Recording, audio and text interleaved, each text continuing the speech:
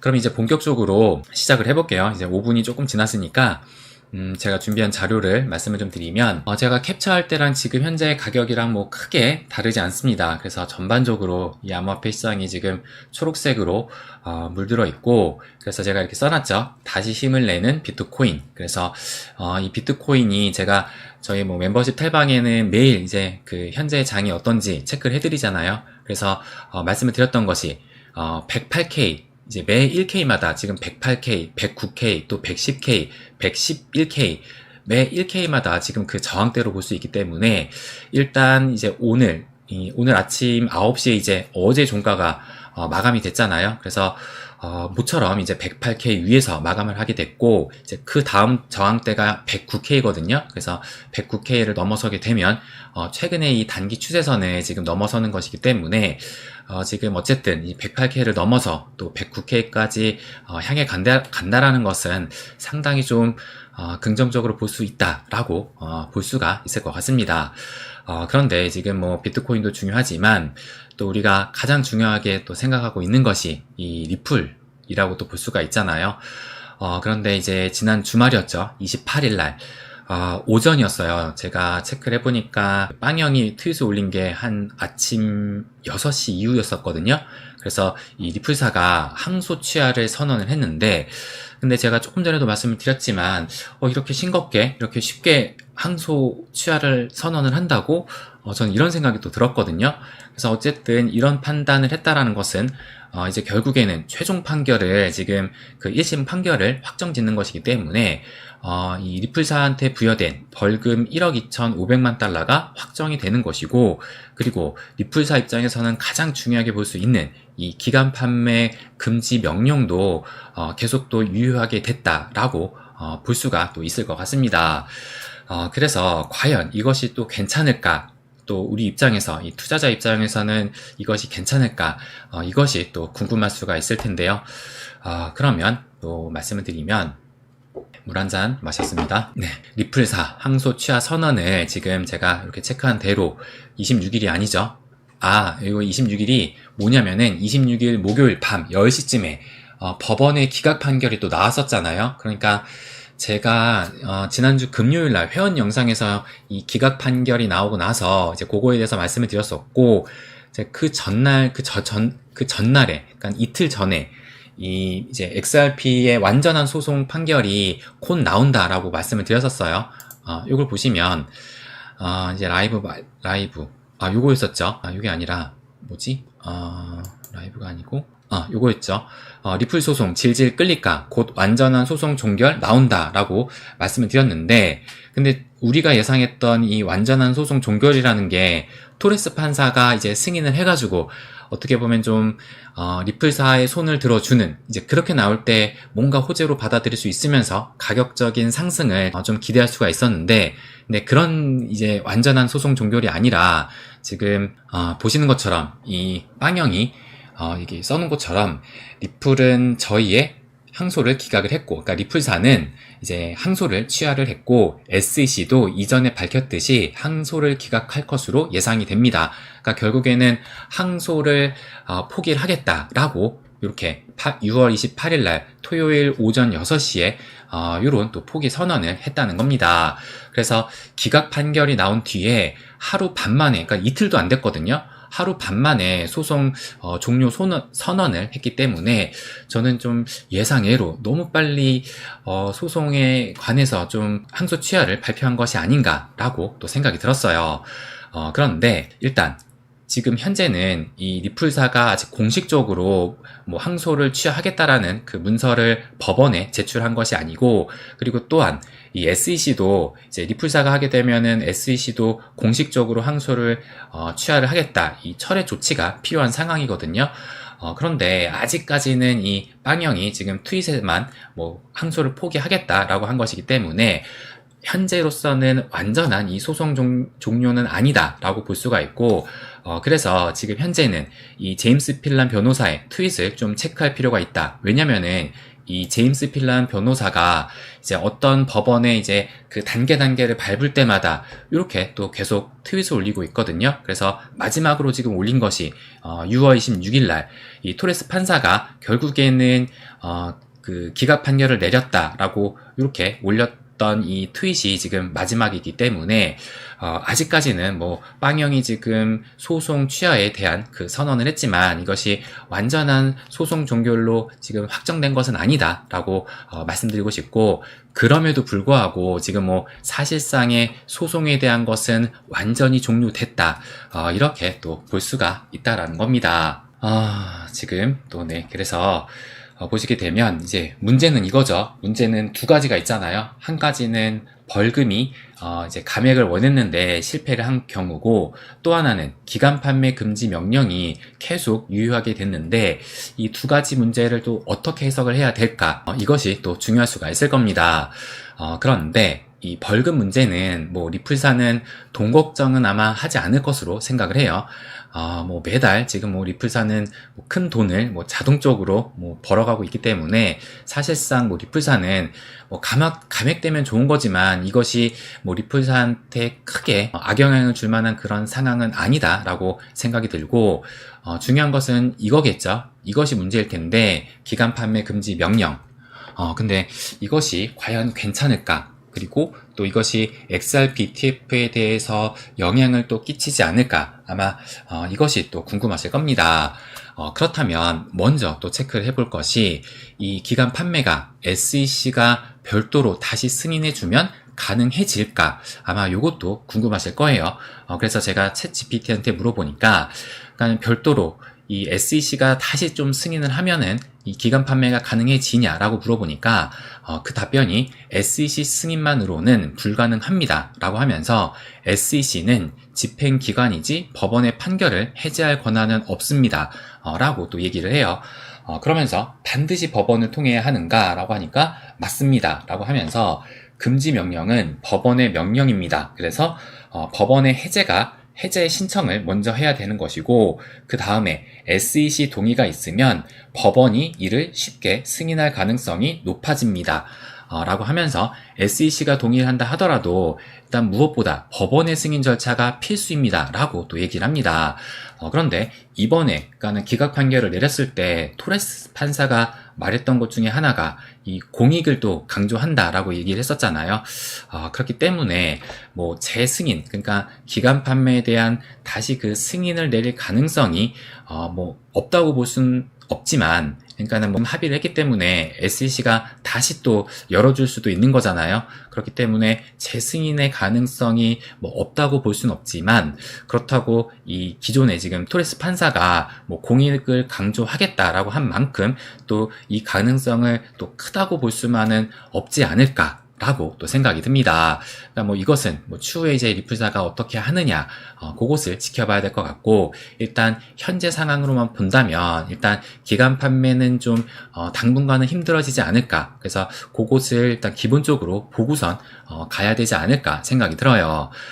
그렇다면은 이제 기간 판매를 하지 못하는 이 리플사는 과연 또 어떻게 되느냐, 아마 여러분들이 가장 궁금한 게 이것으로 또 생각이 들거든요. 그래서 지금 현재 이제 기간 판매가 금지가 됐는데, 기간 판매가 금지가 됐다라는 것은 이 리플사가 대규모의 기간 투자자, 그러니까 벤처 캐피털, 뭐 펀드, 대기업 등에 직접 XRP를 판매하는 것들이 모두 이제 금지가 된다라고 볼 수가 있는 것이고, 근데 이제 이 에스크로 락업 해제는 금지 명령과 무관하다.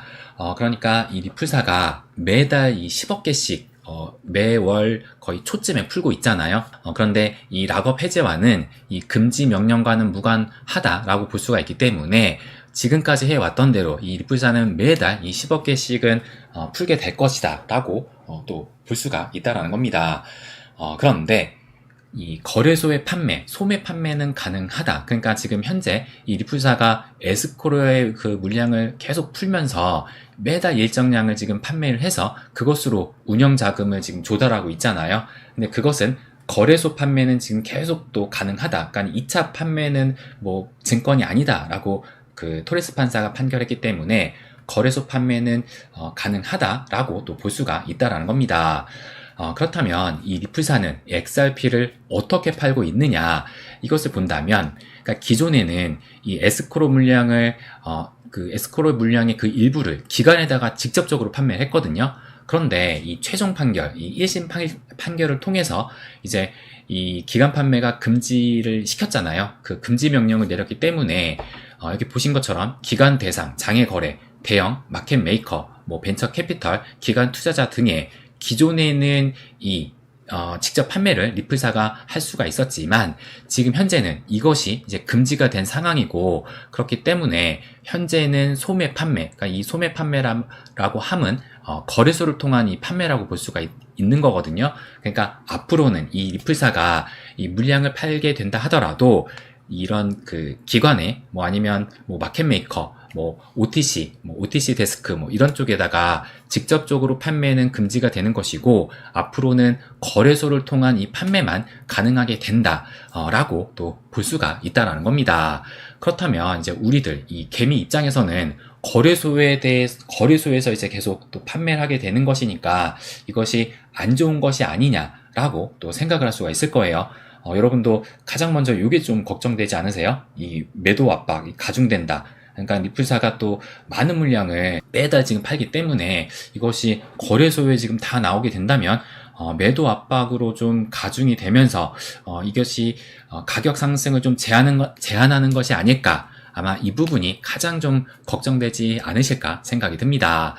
그렇다면 우리가 이것을 좀 생각을 하기 위해서는 에스크로 물량에 대한 이해가 좀 필요하다. 이 부분을 먼저 좀 말씀드리고 싶어요. 그래서 이 에스크로 물량에 대해서 제가 조금 더 심도 깊게 또 말씀을 또 드리려고 하는데요. 아마 여러분도 이 에스크로 물량, 이 리플사가 매달 지금 풀고 있지만 어떻게 지금 풀고 있는지, 또 지금 그 규모가 또 어떻게 되는지 아마 이 부분이 좀 궁금하지 않으셨을까라고 또 생각이 듭니다. 그래서 지금 이 설명을 좀 들으시면 어느 정도 감을 좀 잡지 않으실까 생각이 들어요. 그래서 보시는 것처럼 현재 이 XRP 분배 구조를 또 보게 되면, 그래서 에스크로의 물량이 얼마나 되느냐, 제가 2025년 1분기 XRP 마켓 리포트를 가져왔거든요. 그래서 요거예요. 지금 1분기 이 리포트가 5월 달에 나왔으니까 이게 마지막 리포트거든요. 그래서 이것을 쭉 보시게 되면 이제 하단 부분에 얘네들이 지금 얼마를 가지고 있느냐 이렇게 지금 써놨어요. 그래서 그것을 캡처를 해서 제가 이렇게 해놨는데, 그래서 2024년 12월 31일 때 이때하고 좀 비교를 해서 지금 보게 되면 지금 현재 이 리플사가 가지고 있는 XRP의 물량은 한 45억 개, 그러니까 작년 12월 31일 기준으로는 한 44억 개였는데 조금 더 늘었죠. 그리고 또 이제 에스크로 물량은 어떻게 되느냐, 현재 지금 이제 이게 3월 31일 기준이거든요. 그래서 3월 31일 기준으로 했을 때 371억 개라고 볼 수가 있고, 이때 당시는 380억 개 정도였어요. 작년 12월에는. 그러니까 조금 줄었죠. 이제 매달 팔다 보니까 지금 줄어들 수밖에 없는 것이고, 그래서 지금 현재 추정 유통 물량은 584억 개, 그러니까 이 XRP가 총 발행된 게 1000억 개라고 볼 수가 있잖아요. 그래서 1000억 개에서 수수료로 되는 것은 이제 소각이 되는데, 근데 뭐 그 물량이 뭐 크지 않으니까 제가 단순하게 그냥 1000억 마이너스 45억 개, 371억 개를 마이너스 해보니까 추정 유통 물량이 한 584억 개로 나왔거든요. 그래서 지금 이 코인마켓캡 오늘자, 제가 이 캡처를 했을 때가 오늘 이제 캡처를 한 것인데, 여기 보시게 되면 유통 공급량이 59B니까 이게 빌리언이니까 590억 개잖아요. 그러니까 지금 제가 추정했던 유통 물량과 뭐 590억 개니까 거의 비슷하다라는 것을 또 알 수가 있다라는 겁니다. 그래서 현재 유통되는 물량은 한 590억 개라는 것을 알 수가 있고, 그래서 요것이 지금 XRP 분배 비중을 또 나타내고 있는 것인데, 2023년 10월 29일 기준이었거든요. 근데 이제 제가 오늘 업데이트를 해가지고 이렇게 또 써놨어요. 그러니까는 제가 오늘 이 자료를 좀 찾아보니까 옛날 자료밖에 없어가지고 이런 좀 그림으로 보면 이해가 쉽지가 않을까라고 해서 가지고 왔어요. 근데 기존에는 이제 리플사가 한 5.3%를 들고 있었는데, 근데 이제 현재는 45억 개니까 4.5%로 볼 수가 있고, 그리고 현재 에스크로 물량은 한 37.1%가 남았고, 현재 유통되는 물량은 한 58억 개. 라고 또 볼 수가 있다라는 겁니다. 그래서 지금 이 에스크로에 있는 물량이 한 37% 정도 되니까 앞으로 계속 또 이것을 이 리플사가 또 팔게 되겠죠. 그래서 현재는 이런 구조를 가지고 있다라는 것이고, 그렇다면 우리가 이 에스크로 물량이 매달 지금 10억 개씩 풀리고 있잖아요. 이것이 리플사가 매월 초에 풀고 있는 그 물량이 지금 10억 개인데, 근데 이제 이 코인리스를 통해서 뭐 락업이 해제가 됐다, 뭐 락업이 풀렸다, 요것을 매달 초에 지금 보실 거예요. 근데 아마 요 의미가 정확하게 뭔지 모르겠다라는 분이 좀 상당히 많지 않을까라고 생각이 드는데, 그래서 제가 요것을 좀 설명을 드릴게요. 지금 보시는 것처럼 매달 이제 10억 개씩 락업 해제가 되고 있는데, 근데 보시면 지금 요 락업 해제가 이제 6월 달에 보면 6월 5일 날 1억 개, 5억 개, 4억 개 더하니까는 이제 10억 개가 락업 해제가 됐잖아요. 그러니까 락업 해제가 됐다라는 것은 풀렸다라고 볼 수가 있는 것이고, 근데 6월 5일에 앞서서 6월 2일에 지금 4.7억 개, 또 2억 개가 락업이 됐어요. 그러니까 락업이 됐다라는 것은 묶였다. 그러니까 에스크로 계좌에 다시 예치가 됐다라고 볼 수가 있는데, 그것이 이제 2일날 락업이 된 상황이고, 그래서 이제 매달 이런 과정이 날짜는 살짝씩 다르지만 반복되고 있거든요. 그래서 제가 5월달 거는 가져오지 않고 4월달 걸 갖고 왔는데, 4월달의 경우도 지금 4월달 같은 경우는 3일날 지금 락업 해제가 됐다라고 하면서 5억 개, 3억 개, 2억 개 더하니까 10억 개가 락업이 해제가 됐고, 또 4월 2일날 락업이 됐는데 3.3억 개, 또 3.7억 개니까 더하면은 7억 개잖아요. 그래서 7억 개가 락업이 됐다, 다시 재예치가 됐다라고 볼 수가 있습니다. 그래서 이 구조로 봤을 때 매달 한 3일에서 한 5일쯤에 락업 해제가 되면서 10억 개가 풀리잖아요. 그렇다면은 이제 3월 5일, 3월 5일이 아니라 이제 3일날, 5일날 풀리게 되니까 그때 이후로 해가지고 이 리플사가 한 달 동안 약 3억 개 정도 지금 매도를 하는 거거든요. 그러니까는 락업 해제는 10억 개가 됐는데, 근데 다시 지금 락업 하는 것은 보통 한 6.7억 개에서 한 7억 개 정도를 한단 말이에요. 그렇다면 나머지 물량 한 3억 개 정도가 지금 매달 판다는 것으로 알 수가 있고, 그래서 한 달 동안 3억 개를 판 다음에 다음 달 2일쯤에 이제 남은 물량이 한 7억 개 정도 되니까 그것을 잠그는 구조다라고 또 볼 수 있다는 겁니다. 그러니까 우리가 혹시 이 매달 초 이 락업 해제가 되면은 그때 이후로 다 매도가 되는 것이 아닐까라고 또 생각할 수가 있는데, 매달 초에 풀렸다고 해가지고 이것이 바로 매도되는 것이 아니라 이제 한 달 동안 아마 리플사가 좀 분할 매도를 하겠죠. 얘네들도 아무래도 이 3억 개를 한꺼번에 던지면 당연히 이 시장에 충격이 있을 거 아니에요. 그러니까 아마 한 달 동안 좀 분할 매도를 하지 않을까라고 또 생각을 할 수가 있습니다. 그래서 매월 매도되는 이 에스크로의 물량이 한 3억 개라고 지금 본다면 현재 가격이 한 2.2달러, 지금 오늘 기준으로는 지금 현재는 한 2.19달러 정도 되거든요. 그러니까 2.2달러가 안 되는데, 계산하기 쉽게 그냥 2.2달러로 보고, 그렇다면 3억 개 곱하기 2.2달러 하게 되면 한 6.6억 달러의 규모잖아요. 그래서 현재 오늘 이 코인마켓캡의 이 리플 거래량을 보게 되면 16억 달러거든요. 그래서 아까 이걸 보시게 되면 거래량이 지금 16억 달러라고 보이고 있는데, 24시간 대비 지금 한 9.5%, 한 10% 정도 또 줄은 상황이에요. 그러니까 최근에 이제 이 코인장보다는 뭐 다른 자산시장, 뭐 미 증시라든지 또 국내 증시가 지금 뭐 워낙 또 화랑을 보이고 있기 때문에 아무래도 지금 이 코인의 거래량이 상당히 또 축소가 됐습니다. 그래서 지금 뭐 거래량을 본다 하더라도 뭐 XRP도 한 지금 1000억을 살짝 넘은 상황이고, 뭐 비트코인도 지금 살짝 넘었네요. 그래서 전반적으로 지금 뭐 다른 알트들은 거의 뭐 지금 쏠리지 않을 정도로 거래량이 확 줄어드는 상황이다라는 것을 알 수가 있는데, 그래서 지금 보시게 되면은 지금 현재 16억 달러이긴 하지만 그 현재 수준이 지금 거의 뭐 최저 수준의 거래량을 보이는 것이 아닐까 또 예상을 또 해볼 수가 있을 거예요. 그렇다면은 지금 이 매월 매도되는 이 에스크로의 물량 3억 개를 현재 가격으로 했을 때 한 6.6억 달러 정도 되는데, 하루에 이 리플 거래량이 한 16억 달러라고 봤을 때는 지금 보시는 것처럼 리플사의 매월 이 에스크로 계좌에서 매도되는 물량은 2.4일에 해당하는 이 거래량이다 라고 또 볼 수가 있다라는 겁니다. 그러니까 2.4일 정도만 되면은 뭐 충분히 소화될 수 있는 뭐 물량이다라고 볼 수가 있는 것인데, 그런데 뭐 그렇다고 해가지고 리플사가 조금 전에도 말씀드렸던 것처럼 한 번에 또 매도하진 않을 거 아니에요. 그렇다면은 지금 현재는 이제 뭐 분산을 해서 한 달 동안 계속 분산을 해서 매도를 하고 있는 것이기 때문에 이것이 매도 압박을 가할 가능성은 좀 낮지 않을까. 그리고 이 매도의 문제가 뭐 XRP만의 문제는 또 아니잖아요. 지금 뭐 다른 이 알트코인 같은 경우도 매달 뭐 이더리움 같은 경우도 지금 매달 뭐 하는지 모르겠지만 뭐 주기적으로 지금 팔고 있고, 뭐 다른 알트들도 다 마찬가지잖아요. 그렇기 때문에 뭐 이 매도의 문제를 XRP만의 또 문제로 볼 수가 없는 것이고, 어쨌든 지금 이것을 봤을 때 기간 판매를 금지를 하면 매도 압박이 거래소에 가중되는 것은 팩트이긴 하나, 이 리플사가 분산을 해서 매도를 지금 하고 있는 것이기 때문에 이것이 시장에 또 충격을 줄 만한 매도 압박은 아니라고 볼 수 있다. 이 부분을 말씀을 또 드리고 싶습니다.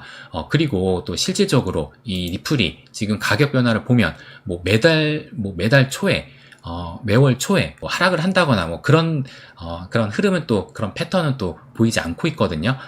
그러니까 이런 것을 봤을 때, 그러니까는 뭐 특정 기간에 뭐 매도가 되고 그래서 뭐 매도 압력이 좀 강해지고라기보다는 아마 분할로 하면서 그냥 자연스럽게 그냥 시장에서 소화하는 분량으로 지금 매도되고 있기 때문에 지금 이제 모든 물량이 리플사의 모든 물량이 기관에게 판매되지 않고 거래소에서 판매된다 하더라도 이것이 크게 가격을 누를 만한 그런 물량, 그런 규모는 아니다. 이 부분을 또 말씀드리고 싶어요. 그래서 그리고 또 중요한 것은 뭐냐면, 작년에 이제 그 최종 판결이 이제 그것은 증권이다. 그러니까 기간 판매는 증권이다라고 해가지고 지금 금지를 한 상황이잖아요. 그래서 지금 현재 이미 지금 이 리플사는 그 기간 판매를 하지 않고 있기 때문에 지금 현재는 거래소에다가 다 매도를 하고 있거든요. 그런데 지금 작년 11월에 이 트럼프가 당선이 되면서 더 큰 상승이 지금 나온 상황이기 때문에 오히려 지금 거래소에 매달 풀고 있음에도 불구하고 호재가 나오게 되니까 지금 상승을 했던 만큼 지금 앞으로도 지금 매달 이제 앞으로 또 이 리플사가 에스크로 물량을 매도를 한다 해가지고 앞으로도 이것이 가격의 상승을 제한을 하는 그런 요소로는 좀 볼 수 없지 않을까. 이 부분을 말씀을 또 드리고 싶습니다. 이 기간 판매 금지 명령이 장점도 있거든요. 그러니까 우리 입장에서 지금 어쨌든 이 거래소에다가 지금 이 리플사가 매도를 하기 때문에 이것이 매도 압박을 가할 수는 있다라는 것이 팩트라고 말씀을 드렸잖아요.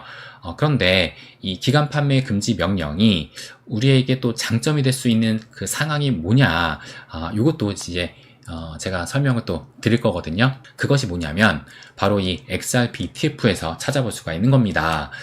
그렇다면 먼저 이 XRP ETF의 그 승인 가능성을 좀 살펴보게 되면, 보시면 6월 28일, 얼마 전이었죠. 이틀 전. ETF의 스토어, 요 분이 지금 네이트 제라시라는 분인데, 이분이 리플 항소 취하로 XRP 현물 ETF에 청신호가 켜졌다라고 얘기를 하면서 블랙록도 이제 XRP 현물 ETF에 손을 댈 수 있게 됐다라고 또 얘기를 했어요. 그러면서 이제 6월 30일, 이제 오늘 아침에 나왔던 또 요 기사거든요. 그래서 동일한 사람인데 이 네이트 제라씨가 뭐라고 얘기를 했냐면, SEC가 이번 주 그레이스케일 GDLC ETF를 승인할 듯이라고 하면서, 그러니까 이 GDLC ETF가 뭐냐면 그레이스케일 디지털 라지캡 펀드라고 해가지고 그레이스케일 디지털 라지캡 해가지고 지금 이 GDLC거든요.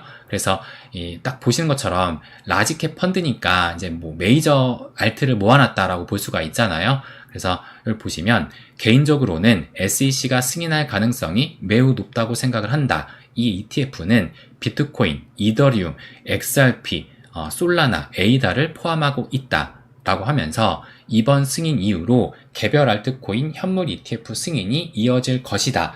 이렇게 얘기를 했습니다. 그렇다면 이것을 우리가 어떻게 해석을 할 수가 있느냐? 그러니까 기존에 있었던 이 그레이스케일의 GDLC는 알트 신탁 상품으로 볼 수가 있는 거거든요. 예전에 그레이스케일 비트코인 신탁 상품을 현물 ETF로 승인을 SEC가 해줬잖아요. 그러니까 지금 그때하고 동일하게 볼 수가 있는 것이 현재는 이 신탁 상품이지만 이것을 현물 ETF로 어떻게 보면 좀 승격을 하겠다. 그러니까 새로 출시가 되는 것이 아니라 기존 신탁 상품을 이제 현물 ETF로 바꿔주는 것이기 때문에 그렇다면은 어쨌든 지금 이제 알트를 현물 ETF로 ETF 상품으로 좀 승격을 해준다라는 의미니까 이것은 이제 추후에 이렇게 말을 한 것처럼 개별 알트코인 이 현물 ETF에 대한 승인의 가능성이 좀 커졌다라고 볼 수 있지 않을까. 그래서 그 어느 때보다 이 ETF의 그 승인 가능성은 좀 커졌다고 볼 수 있는 상황이 아닌가. 또 XRP 같은 경우는 이 소송의 지금 그 리스크도 지금 해제가 됐고, 또 이것을 조금 더 지켜보긴 해야 돼요. 지금 뭐 이번 주라고 했으니까 요것이 과연 승인이 되는지, 그래서 요것에 따라서 스탠스도 좀 어느 정도 볼 수 있지 않을까라고 예상을 해볼 수가 있습니다. 그래서 또 이제 계속 보시게 되면, 그렇다면 이제 XRP 현물 ETF가 출시가 된다면 앞으로 이 자산 운용사는 이 XRP를 어디에서 매수를 해야 되나, 또 요것이 중요할 수가 있잖아요. 그래서 여기 보시게 되면 현재 이제 리플사가 이번에 이제 항소를 취하를 하게 되면서 이 기관한테 직접적으로 판매하는 것은 그 금지가 됐잖아요. 이 금지 명령이 지금 유효한 상태이기 때문에 이제 이 기관한테는 직접적으로 판매를 할 수가 없는데, 그렇다면 이 ETF 운용사들은 여기 보시는 것처럼 거래소나 OTC 데스크에서 XRP를 매수하는 것은 금지 대상이 아님. 그러니까 여기에서 이제 매수를 한다는 거예요. 그래서 여기 보시게 되면 ETF 승인 후 자산 운용사들은 거래소에서 XRP를 매수를 하고 커스터디언, 그러니까 수탁은행이거든요. 수탁은행에 예치를 한다. 그리고 또 거래소가 아니면 OTC 데스크, 그러니까 장외 거래를 얘기하는 거예요. 장외 마켓에서 대량 매수를 한 다음에 수탁은행에 예치를 한다. 이렇게 또 볼 수가 있는 겁니다.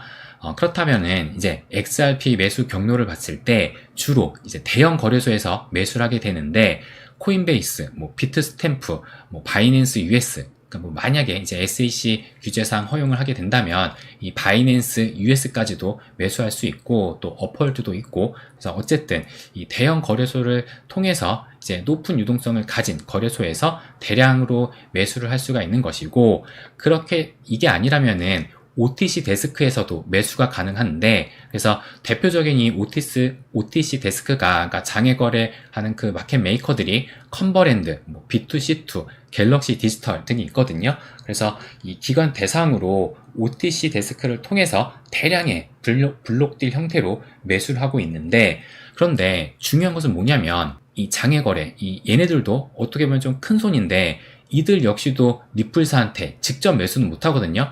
왜냐면은 이 리플사가 지금 기관들한테 판매가 금지된 상황이기 때문에, 어쨌든 지금 얘네들도 이 리플사를 통해서 조금 더 싸게 살 가능성은 현재는 좀 사라졌다, 이렇게 봐야 된다는 겁니다. 그래서 여길 또 보시게 되면, 그렇다면 이 OTC 데스크는 XRP를 어디서 조달하게 되느냐.